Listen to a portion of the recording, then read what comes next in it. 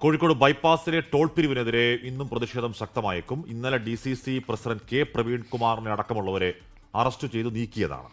Service road ഉൾപ്പെടെയുള്ള ദേശീയപാതയുടെ നിർമ്മാണം പൂർത്തിയാകുന്നതിന് മുമ്പുള്ള ടോൾ പിരിവ് തടയുമെന്നാണ് കോൺഗ്രസിന്റെ നിലപാട്. ദീപക് ധർമ്മടമാണ് കോഴിക്കോട് നിന്ന് വിശദാംശങ്ങളുമായി ചേരുന്നത്.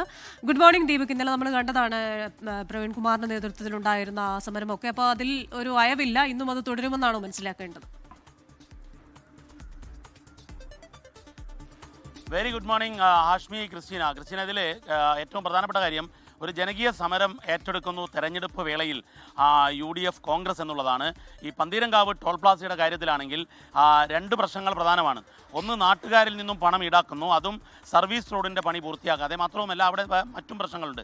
കാൽനട യാത്ര സാധ്യമല്ലാത്ത അവസ്ഥയുണ്ട്. സർവീസ് റോഡ് ഇപ്പോഴും എപ്പോൾ പൂർത്തിയാകുമെന്ന് പറയാൻ പോലും സാധിക്കാത്തൊരവസ്ഥയാണ്. ഇത്തരമൊരു ഘട്ടത്തിൽ ടോൾ പിരിവ് തുടങ്ങരുത് എന്നുള്ളതായിരുന്നു കോൺഗ്രസ് നേരത്തെ ഉന്നയിച്ചത്. അങ്ങനെയാണ് ഇന്നലെ അവരുടെ സമരം. ഇന്നലത്തെ സമരത്തിൻ്റെ ദൃശ്യങ്ങൾ നമ്മൾ കണ്ടതാണ്. പോലീസ് ആ സമരം ഉദ്ഘാടനം ചെയ്യുന്നതിന് മുൻപ് തന്നെ അറസ്റ്റ് ചെയ്ത് നീക്കുന്നതാണ് നമ്മൾ കണ്ടത്. DCC പ്രസിഡന്റ് പ്രവീൺകുമാർ ഉദ്ഘാടകനായി എത്തുമ്പോൾ തന്നെ അദ്ദേഹത്തെയും അറസ്റ്റ് ചെയ്ത് കൊണ്ടുപോവുകയായിരുന്നു ഉണ്ടായത്. അത് അർത്ഥത്തിൽ കോൺഗ്രസിന് കൂടുതൽ മൈലേജ് നൽകുന്ന ദൃശ്യങ്ങളായിരുന്നു ഇന്നലെ പോലീസിൻ്റെ ആ ഇടപെടലിലൂടെ ഉണ്ടായത്.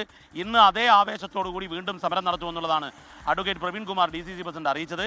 അദ്ദേഹം തന്നെയാണ് ഇന്നും സമരം ഉദ്ഘാടനം ചെയ്യുന്നത്. വിവിധ മണ്ഡലം കമ്മിറ്റികളോട് സമരം ഏറ്റെടുക്കാൻ വേണ്ടി കോൺഗ്രസ് നിർദ്ദേശം നൽകിയിട്ടുണ്ട്.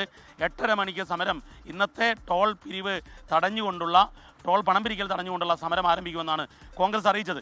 ഏതായാലും ഈ സമരം തിരഞ്ഞെടുപ്പ് വരെ വലിയ രീതിയിൽ സജീവമാക്കി നിലനിർത്താൻ വേണ്ടിയാണ് കോൺഗ്രസിൻ്റെ തീരുമാനം. കാരണം അതിൽ ജനകീയമായ പിന്തുണ കിട്ടുന്നു. പ്രത്യേകിച്ചും ആ പ്രദേശത്ത് ആശുപത്രിയിലേക്ക്, മെഡിക്കൽ കോളേജിലേക്ക് പോകൽ, അതുപോലെ ദൈനംദിന ജോലിക്ക് നഗരത്തിലേക്ക് വരൽ ഉൾപ്പെടെയുള്ള പ്രശ്നങ്ങളിൽ നാട്ടുകാർ വലിയ രീതിയിൽ പ്രതിഷേധമുണ്ട്.